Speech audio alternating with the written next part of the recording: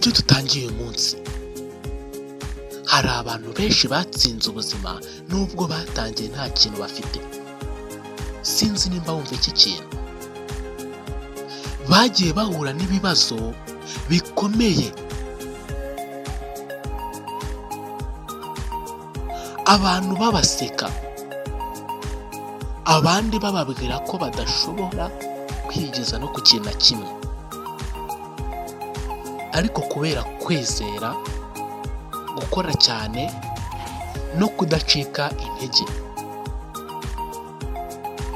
bageze ku ntsinzi ikomeye cyane. Abo bantu rero nibo tugiye kurebera hamwe hano kuri ASPH TV. Murakaza neza mu kiganiro cya KEY Urufunguzo Rwange, aho tubagezaho inkuru z'abatsinze mu buzima n'amasomo yagufasha guhindura bya bindi byakunaniye.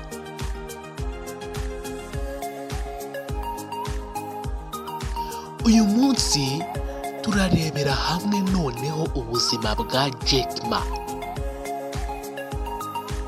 n'amasomo akomeye. Amasomo turayagereranya nk'imfunguzo. Urufunguzo urabona ukuntu rwinjiza mu ngufuri, ugafungura ingufuri. Ayo masomo rero ni imfunguzo zatuma ufungura bya bibazo byakunaniye mu buzima bwawe. Niba ukunda izi nkuru, tekereza kabiri, kanda subscribe kuri ASPH TV, ubundi dukomeze twibanire. Bidatinze rero, reka dutangire.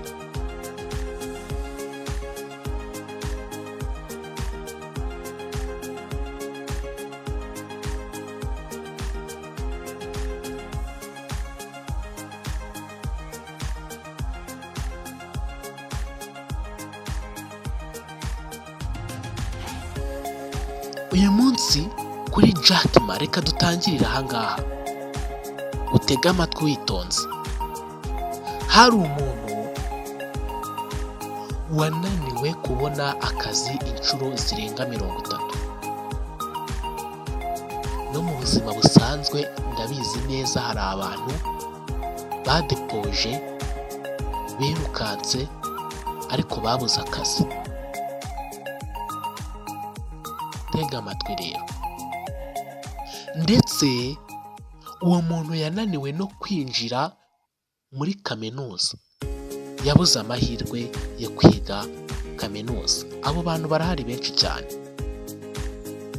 ariko nyuma aza kuba umwe mu bakire bakomeye ku isi.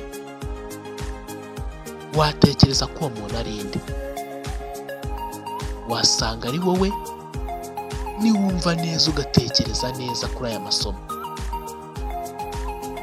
Yabaye umukire w'isi, by'umwihariko muri Aziya. Uyu munsi mu kiganiro cya KEY Urufunguzo Rwange, turarebera hamwe imfunguzo 5, uzitega amatwi witonze, zahinduriye ubuzima Jack Ma. Izo mfunguzo 5 ni iyihe mpamvu tuzibabwira? Ni iyihe mpamvu tuza kuri channel yanyu ya ASPH TV tukaza kubabwira izo mfunguzo 5? Ni ukugira ngo nawe uzapurike mu buzima bwawe busanzwe. Bidatinze reka dutangire n'urufunguzo rwa mbere. Urufunguzo rwa mbere Jack Ma yakoresheje, yavugaga yuko kunanirwa atari iherezo. Kubera iki? Jack Ma yigeze kwanga akazi muri KFC hamwe n'abandi bantu 24 bari bagiye kugasaba, ariko muri abo bantu 24 bose barakemerewe, baragahawe akazi. ariko we wenyine asigara nta kazi na gato abonye. Sinzi nimba icyo kintu cyumvishe. We yasigaye nta kazi na gato yabonye, yatahiye aho, yaradepoje biranga, ajya mu buganga kudepozeyo biranga, ajya mu bwarimu biranga, ajya gufonda imitwe muri farumasi biranga. Umva isomo hano, niba wananiwe uyu munsi ntabwo bivuze ko ubuzima bwawe burangiye. Hari abantu benshi bakora ikintu kimwe, urugero adepoje ahantu nka hatatu, banze kumusubiza cyangwa bamuhakaniye yuko nta kazi gahari, ariko akahita acika intege.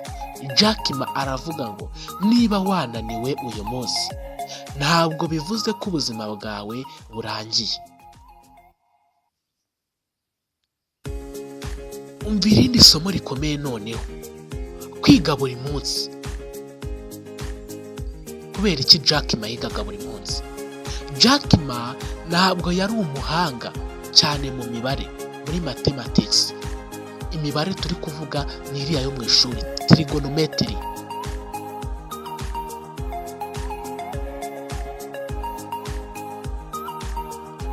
Ariko yakundaga kwiga no gushaka amakuru.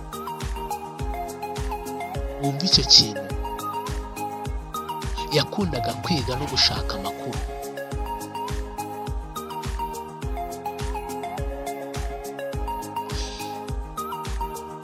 Ubumenyi buhindura ubuzima. Jack Ma yahise avuga yuko ubumenyi buhindura ubuzima direct. Ubumenyi buhindura ubuzima. Umva isomo rya gatatu noneho, gutekereza ejo hazaza. Jack Ma yatekerezaga ejo hazaza. Urugero, uyu munsi ufite imyaka 20, uri gusatira mu myaka 30, uzaba ufite umuryango. Ese uri gutekereza ejo hazaza ngo urebe ikintu wakora cyatuma umuryango wawe uzaba umeze neza? Jack Ma umva uburyo yabigenjeje. Igihe interinete yari itaramenyekana cyane muri China, Jack Ma ni uwo muri China, ni uwo mu Bushinwa, muri Leta Zunze Ubumwe z'Ubushinwa. Igihe interinete abantu benshi batari bakayimenya, Jack Ma yayibonaga nk'amahirwe akomeye cyane kuri we.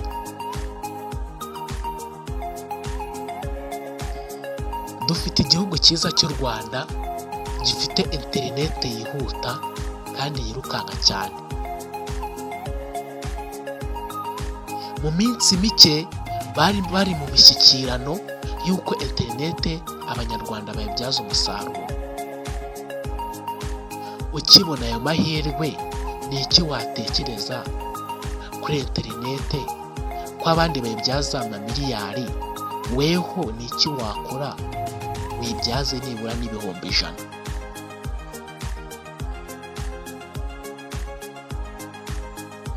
Umva urufunguzo noneho rwa kasamutwe Jack Ma yahise avuga. Jack Ma yavuze yuko abatsinze babona amahirwe imbere y'abandi bose. Buriya ba bantu b'abakire bose, ba bandi bose tuza tukababwira kuri no YouTube channel yanyu, tukababwira amasomo y'ubuzima, tukababwira imfunguzo bakoresheje kugira ngo bafungure ubuzima bwabo, babona amahirwe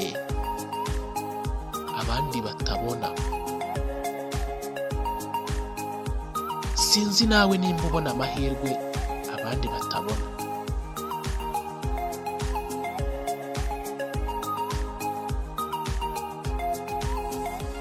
Reka rero tugushimire n'ubundi weho ugeze kuri uyu munota ugikurikiranye ikiganiro cya KEY kigomba guhindura ubuzima bwawe nukomeza kugikurikirana. Reka tuvuge rero ngo Imana nikomeze iguhe umugisha mu byo uri gukora byose. Ikiganiro cyo nakagaruka, reka duhurire mu biganiro bikomeza guca hano kuri ASPH TV. Ciao ciao.